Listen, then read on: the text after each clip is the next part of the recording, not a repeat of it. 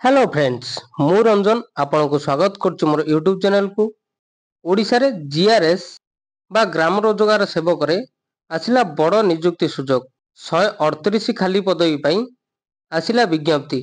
देखंतु बहुत दिनरु एही पदवी पई पिला माने अपेक्षा करथिले। नोटिफिकेशन बाहरी आवेदन प्रक्रिया मध्ये आरंभ होई चलानी। तो चलंतु एही वीडियो रे हमें आलोचना करिबा जे केमिति आपण आवेदन करिवे, बयस सीमा कोन रहिबो, सैलरी केते रहिबो, केउ माने आवेदन करि परिबे, ए सबु विषय आम आलोचना करिबा। वीडियो को स्किप न करी शेष पर्यंत देखंतु एवं चैनल को सब्सक्राइब कर नथिले चैनल को मध्य सब्सक्राइब कर नियंतु। फास्ट आम देखिबा एज आर केते रहउची। एज रहउची 18 रु 40 वर्ष एवं एज रिलैक्सेशन देखंतु एससी बीसी पई 5 वर्ष एक्स्ट्रा रहउची।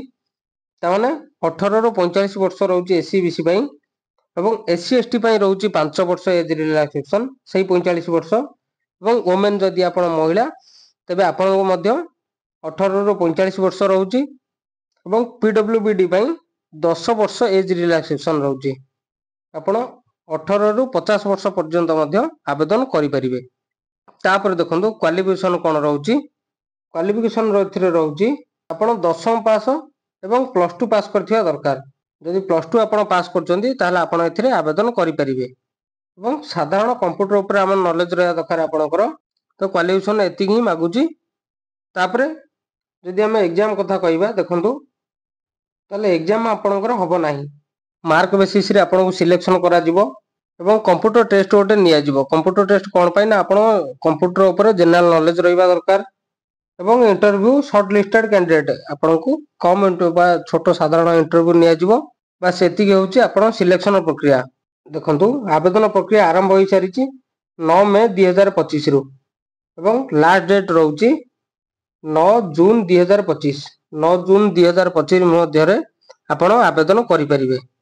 तापर कहिबा पदवी। पदवी देखंतु रहउची टोटल 138 टी पदवी रहउची। 138 टी पदवी रु आपणकर रहउची मेल रहउची 70 एवं फीमेल रहउची 68।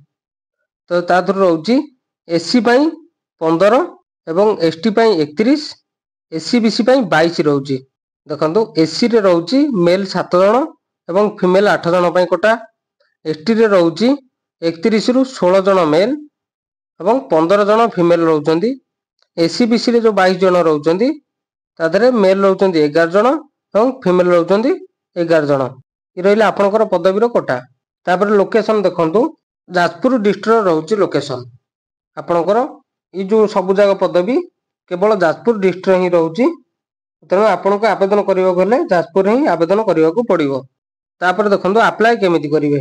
अप्लाई केमिति करिवे म आपनको एठी देखै दउची। एठी देखंतु रहउची 10th पास रो मार्कशीट एंड सर्टिफिकेट। तापर प्लस 2 मार्कशीट एंड सर्टिफिकेट रहउची। जदि आपण प्लस 3 करचंती ताले आपण देई परिबे मार्कशीट एवं सर्टिफिकेट। तापर जदि आपण को एक्सपीरियंस रहउची कोडी ताले एक्सपीरियंस सर्टिफिकेट मध्ये देई परिबे। तापर रहउची देखंतु दुईटी पासपोर्ट साइज फोटो देबे। जदि आपण एससी एसटी एससी बीसी बा पीडब्ल्यूडी तबे आपण देई परिबे कास्ट सर्टिफिकेट एवं प्रूफ पई Aadhaar card driving licence voter ID जे कोनोसी आपण देई परिबे। तो एति की तापर गोटे फॉर्म रहउची ताकू मध्ये आपण दबा पड़िबो। एप्लीकेशन फॉर्म टी एटी आसी जाईची। तापर क्लिक करिवे। ये देखंतु एप्लीकेशन फॉर्म एठी आपण को फोटो लगेगिरी आपण देबे। आपण को पर्सनल बायोडाटा एठी फिलअप करिवे। तो एई भली फिलअप करिगिरी डिक्लेरेशन एमती सिग्नेचर करी आपण जो सब डॉक्यूमेंट रहिला से डॉक्यूमेंट ऊपर आपण को साइन करिया पड़िबो। समस्त डॉक्यूमेंट ऊपर साइन करिगिरी एनवेलप रे भरिकी आपण पोस्टल माध्यम रे स्पीड पोस्ट रे आपण को पठेइबा को पड़िबो। देखंतु लोकेशन कोन रहउची बा कोडी के आपण पठेइबे। लोकेशन टी म आपण को देखौची चीफ डेवलपमेंट ऑफिसर कम ईओ जिला परिषद जाजपुर। ए रहउची एड्रेस आपनकर। ए एड्रेस को आपण को पठेइबा को पड़िबो। तापर देखंतु जदि हम सैलरी कथा कहिबा सैलरी रहउची प्रथमे आपण को जॉइनिंग पर 7000 टंका आपण को मिलिबो सैलरी। तापर देखंतु after 1 year and less than 6 year आपण को रहउची 8500 पर मंथ। तापर आपण को 6 वर्ष रहिबा परे आपण को मिलिबो 8880 टंका पर मंथ। ये रहउची आपनकर सैलरी। जदि आपण इच्छुक ताहले आपण आवेदन करि पारंती। ଏବଂ ଦେଖନ୍ତୁ ଇଏ ସରକାର ରହିବନି, କଣ୍ଟ୍ରାକ୍ଚୁଆଲ ଅଣ୍ଡରରେ ରହିବ। ମୁଁ ଆପଣଙ୍କୁ ଆଗରୁ କହିଦେଉଛି। ତ ଜିଲ୍ଲା ରହିବ ଯାଜପୁର। ତେଣୁକରି ଆପଣ ଯଦି ଆବେଦନ କରିବାକୁ ଚାହୁଁଛନ୍ତି ଏବେ ହିଁ ଆବେଦନ କରନ୍ତୁ। ତ ଆଜି ପାଇଁ ଭିଡ଼ିଓରେ ଏତିକି।